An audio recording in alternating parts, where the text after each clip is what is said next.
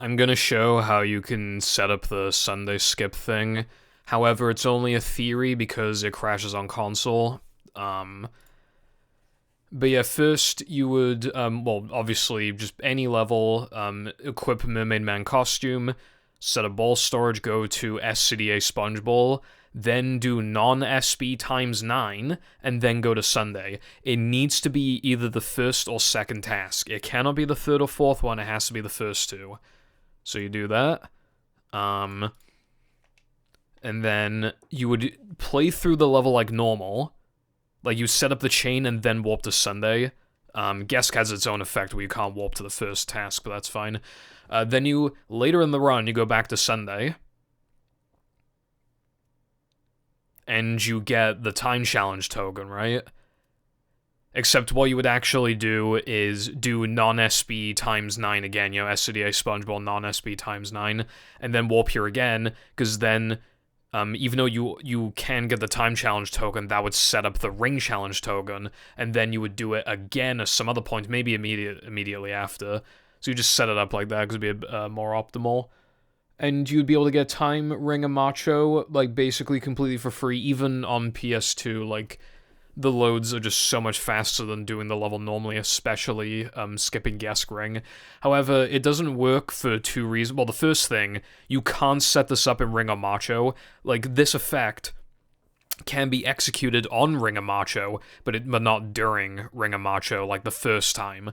I think it's because when you talk to Mindy, when she assigns Ring and Macho, she scene resets. Is scene resets, and scene resetting is bad. It makes the effect initially not work. So, like, I'm gonna show you now because this is non-SB times 9. If I die, so it's a scene reset and then a reload. It's a permanent Mindy skip effect. Mindy is permanently disabled. So if you set this up in Ring or Macho, it just won't work. Which is why you need to do it regularly in Time or Ring, and then you can keep executing the chain itself to get the effect in Time, Ring, or Macho. Well, yeah, Ring and Macho. It doesn't actually work, though, because, was TLB miss? There it is. Okay, so let's do it again, but with TLB. So all we have to do is play through the level normally one single time. Literally all we need to do, right? Alright, well, the cutscene causes issues, apparently. I don't know if it would on PSN, because it can apparently, like, bypass, like, some crashes. So, okay, you would need to initially view the cutscene. Like, okay, who cares? Or maybe not even. So you're playing through the level normally, right? Everything's fine and dandy. But then, okay, I don't know why it looks like that. It's not supposed to look like that. But yeah. I'm 99% sure this is a problematic bone count where something like renders incorrectly. Not all PBCs cause crashes, but a lot of them do. The reason why we believe this is because on Xbox, I forgot to mention this is PlayStation. Well, I mean, I like half mentioned it. On Xbox, there are actually effects that aren't exactly this, but they are very similar. They all have problematic bone counts. All of it, literally all of them have it. There's like 3 other ones and they all have it. Which implies that even if we could find another task skip, it would just do this, and because we have to play through it normally and we can't. Like, the only one then that would have any potential then is probably Rubber Dub, because you skip so much of the level that maybe, just maybe, the PBC issue is like later in the level, so then you can... But it's always early in the level, so I'm a little doubtful of that. I think the ones on Xbox are always PBC 51, so it feels like they're all causing effectively the same issue.